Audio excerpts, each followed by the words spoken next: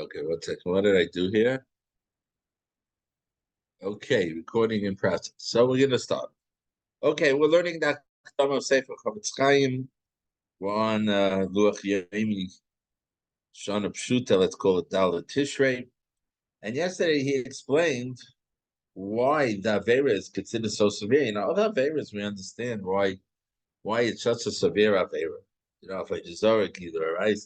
Okay, so I didn't speak nicely, right? But he quoted the Zoyars that told us that when you speak Lashon Horah, it empowers the Sultan. He's able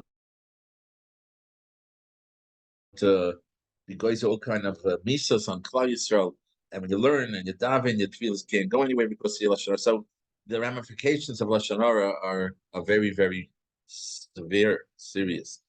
The actual nasos. So now the Chofetz Chaim is taking it to the next step. He says, okay, it's such a serious avera.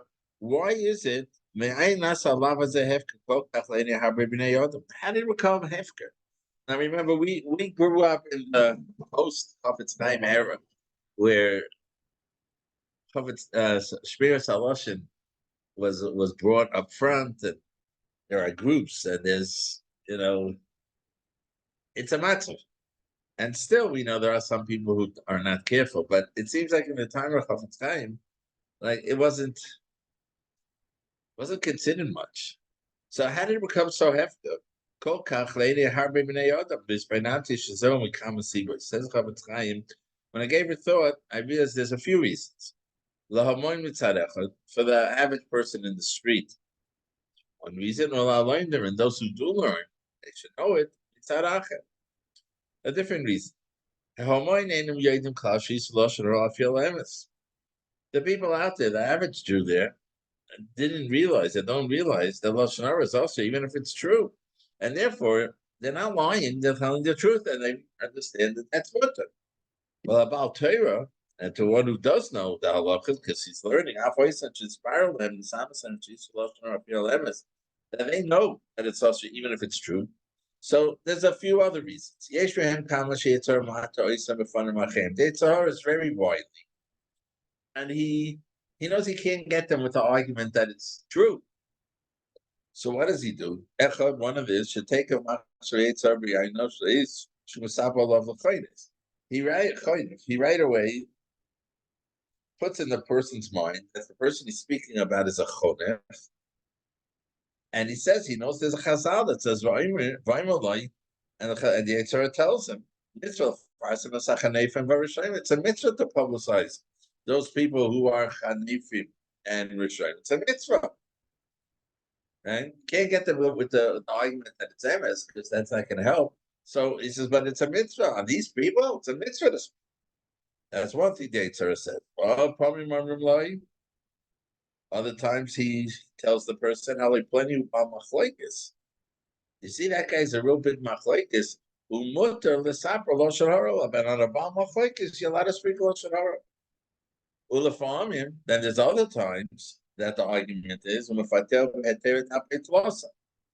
that this story was said in front of three people already, and there's a heter. Now, when something is publicized in front of three people, you're allowed to say it, and we'll learn about that. And sometimes he uses the argument that you're allowed to say it in front of the person himself. And even if the person's not there, he's sure of himself. He's sure of himself that he would say it even if the person was there. So the Yetzer Hara hits him with all kind of arguments that say that it's okay to say this Lashon Hara. And not only that, since he's a Ben Torah, the Yetzer Hara could quote for him the different words of Chazal that are applicable, like let's talk about Apik Plasa, right? It has to do with Dinei Chazokis. So there is such a thing in the Gemara that mentions Apik Plasa as being a concept. So the Yetzer Hara could feed him all these things.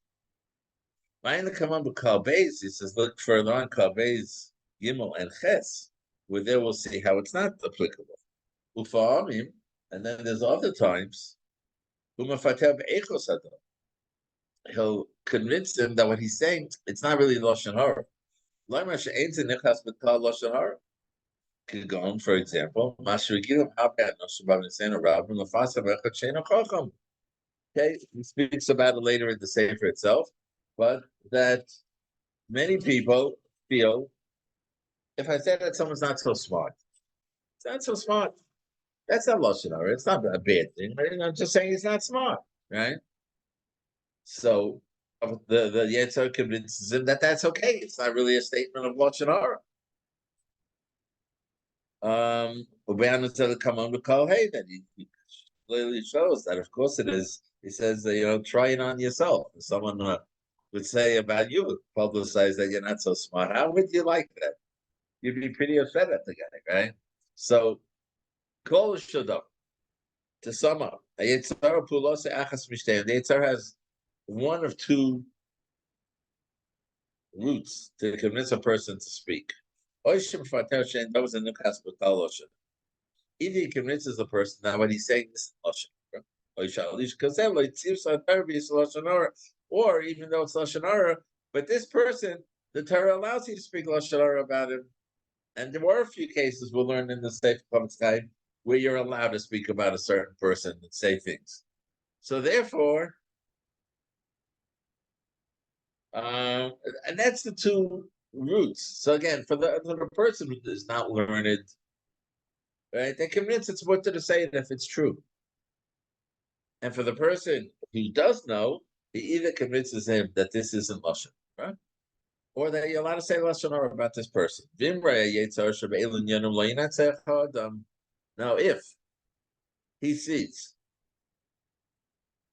why aren't I on? That's funny.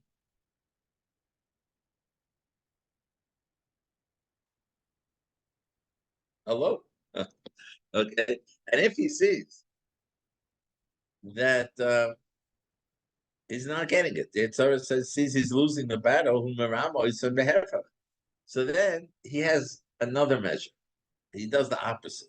The machmal of kokach that he convinces the person how severe and how all-encompassing Lashon Hara is. To the extent that the person gets convinced that everything is Lashon Hara. How much does this apple cost? I know that's Lashon Hara, because if he's going to tell you it's very expensive, so you're saying bad about the guy, and if it's cheap, so it must be rotten apples, right?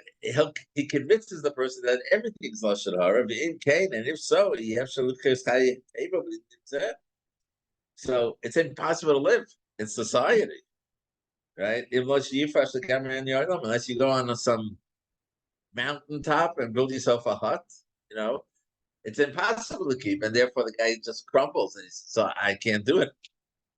And he says that's similar to what that Nochash in Pashas Bereshis, the beginning of time, also said, he tells what's her name, Chava, right? Didn't Hashem say that you're not allowed to eat from anything in the God? Right? Even though Hashem just said that it's a chayim. Right? He was also trying to make it like it's impossible to keep that mitzvah. So if the Yitzhara sees that he can't convince this person not to speak Lashon Hara through the first things we said, then he makes it that yes, it is Lashon Hara. And it's Lashon Hara to speak about everybody.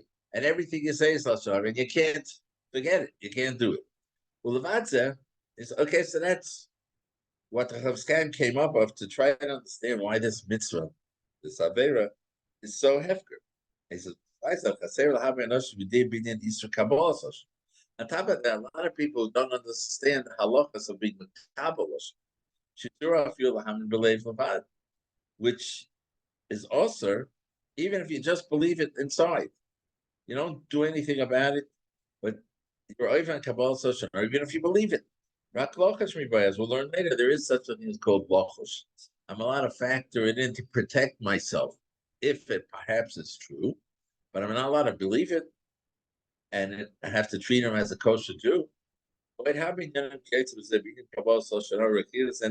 other aspects of the Eastern Kabbalah that I said, it's not the place to explain it. We'll get to it in the halachas. They also don't know if they slipped and they spoke Lashon Hara, they don't. So now what? So therefore, says the Chafetz Chaim, when we said Elu Hasibas, because of all these reasons, and Smoite to Inim Kol V'Kol, so the whole, and like, no one is careful about it for any one of these reasons. It fell apart. Says because people accustom themselves to speak, shoot off their mouth, whatever comes to their mind, they'll say. Will I explain it by B'tchila, and not to take a moment, hit the pause button before you open your mouth to think.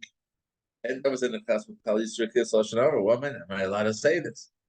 You're accustomed to speak without thought. So on top of everything, you just talk.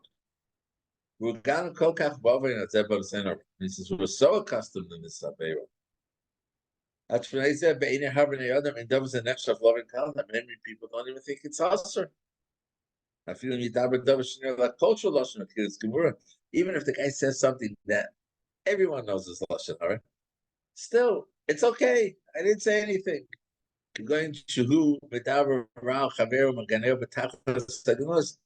He speaks bad about someone. He embarrasses him, right? He degrades him 100%. If someone's going to say to him, why did you speak Lashon Hara?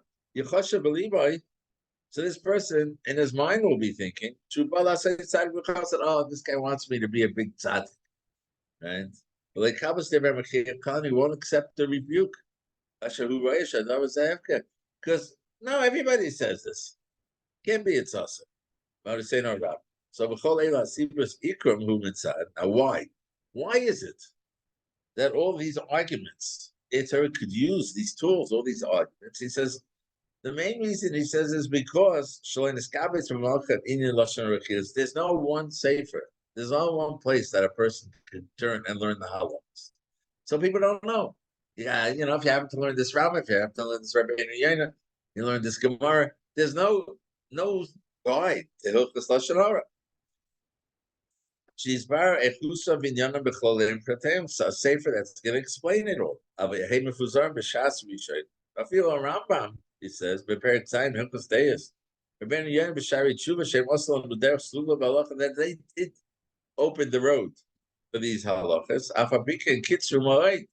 Still, they write it very short. They don't expound on it. They don't develop it. Kidal can show Shem as the way you're trying to write. They write terse. They write short. There are many halachas that they don't touch on. Okay, so that's the end of today. And obviously that's the opening, that therefore, said the Chafetz Chaim, I see I have to write a sefer. They say the Chafetz Chaim only wrote Svarim that he felt were necessary, even though he had much Divrei Torah and he could have written all kind of lumdus and stuff. He only wrote a sefer. They saw there was a need for Kalis. So like here, where he saw the Lashon Hara, there was a Hilchos Lashon Hara, the Shmiras haLashon needed a sefer, so he wrote it, and we'll get to that.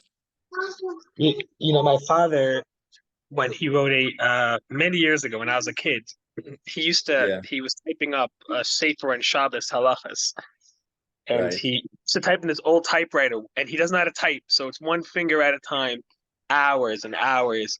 And I said, "What are you doing?" And he said, there's no like short, easy English one for Shabbos, so he's gonna do it. So he did like page after page, and it would go down the typewriter, like then fall out the other side. And then when he was done, so years later, I asked him, I said, "Whatever happened to that? I never saw it." He said, shortly after that, someone else had come out with it. It became popular in art school. Again, this was like 30 years ago. It's like, so I didn't feel the need to print it. So after he finished it already. It was like a stack of papers. Someone else did it. That was it. He put it away. Unbelievable. Okay. Okay, now we'll go to Shmiras haLashon. And there's a Hagor here. A footnote that we didn't learn yesterday. So we'll do it now. And he was talking here in Shara Torah. He's talking the chiyuv of raising your children and encouraging them to learn. And he had said one of the reasons is because if you don't learn, you don't know the halachas.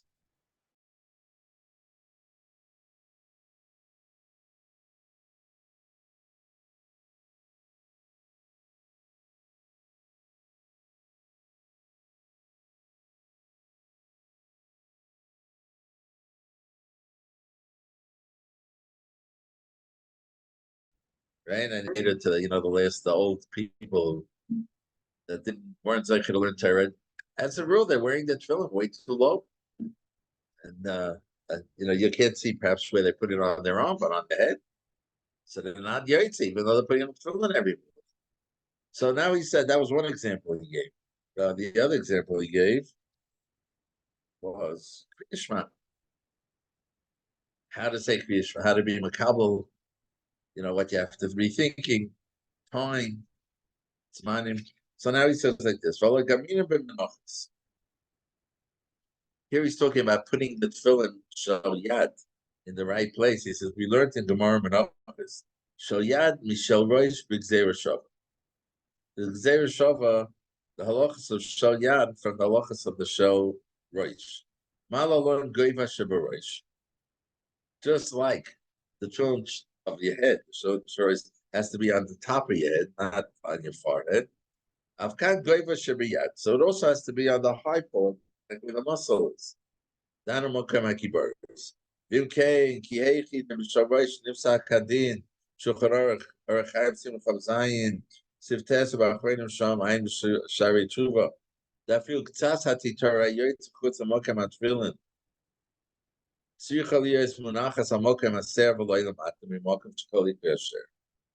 says, so just like there we learned that even the lower square of the tefillin needs to be where your hair grows. If it's below the hairline, or for people like us where the hairline used to be, right, then you're not yaitza. He says the same thing.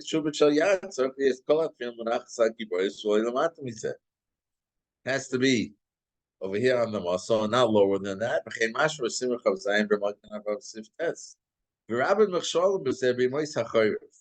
He says many people stumble in the winter. They wear thick clothing. Now, when you're wearing a thin shirt, it's not hard to pull up your sleeve, push your sleeve all the ways up. You can put the tefillin in the right place. But if you're wearing a thick sweater, let's say, and you're too lazy to pull your hand out of the sleeve, and you want to just push the sleeve up, what happens is that the tefillin get pushed down. They're not in the right place because there isn't so much room. So the sleeve pushes down the tefillin. That the lower part of the tefillin is not on the muscle anymore. He says, and even though when you put on the tefillin, you shoved your sleeve up so you could put the tefillin on the right place. We call welcome still take of once you stop pushing, you move your hand away. Then the sleeve pushes the tefillin out of its right place. We're proud of tefillin, and especially those, the Babachas. Especially those. That's the way they used to make tefillin. Make them very big. Today, you can get them smaller, and there's a big mile in that because it's easier to keep it in the right place. He says, especially those people who have big tefillin, provided in a case like in the winter, where the sleeve gets bunched up very thickly. He says, you can't put the tefillin in the right place. Okay, therefore, call me Shenogi Res Hashem Believai. Anybody who has Yiras Hashem, Yashkiach Hazamait, so you have to be very careful. Yeah, remove your sleeve. Remove the sweater. Make sure your tefillin can be in the right place. Goes my Kriyishma tefillin coming kedin. The tefillin shemanachim shloiber mekayim, because if your tefillin, whether the shalyad or the shorosh, are not placed in the right place, it's as if you left it in your tefillin bag. It's no such thing as like I'm wearing tefillin, but not just doing it so right. If it's not in the right place, you're not wearing tefillin.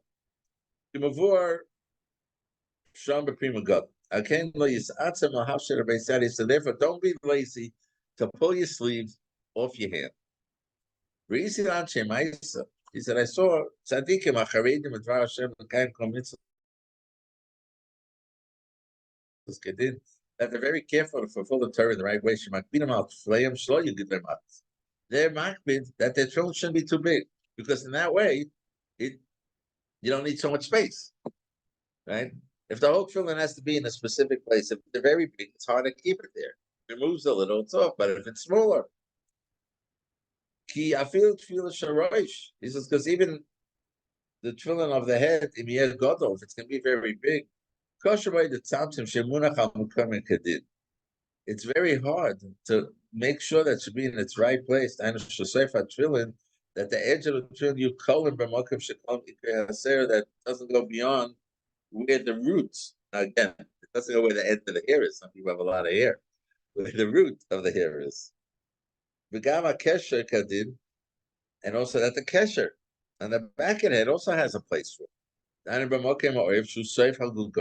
end, the bottom of the skull.